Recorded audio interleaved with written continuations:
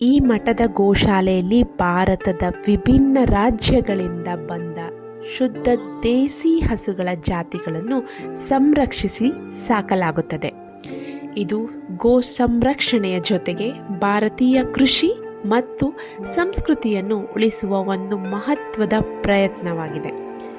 ಗೋಶಾಲೆಯಲ್ಲಿ ಇರುವ ಪ್ರಮುಖ ಹಸುಗಳ ಜಾತಿಗಳು ಹೀಗಿದೆ: ಗಿರ್ ಗುಜರಾತಿನಿಂದ, ಸಾಹಿವಾಲ್ ಪಂಜಾಬಿನಿಂದ ಅಥವಾ ಹರಿಯಾಣದಿಂದ, ರೆಡ್ ಸಿಂಧ್ ಪ್ರದೇಶದಿಂದ, ರಾಜಸ್ಥಾನದಿಂದ ತಾರ್ ಪತ್ಕರ್, ಆಂಧ್ರ ಪ್ರದೇಶದಿಂದ ಒಂಗೋಲೆ, ಕರ್ನಾಟಕದ ಹಳ್ಳಿಕಾರ್, ಕರ್ನಾಟಕದ ಅಮೃತ್ ಮಹಲ್, ಮಹಾರಾಷ್ಟ್ರದ ಕಿಲ್ಲಾರ್ ಹಾಗೂ ಕೇರಳದ ವಿಚೂರ್ ಹಾಗೂ ಅನೇಕ ಜಾತಿಯ ಗೋಗಳನ್ನು ನಾವು ಇಲ್ಲಿ ಕಾಣಬಹುದು.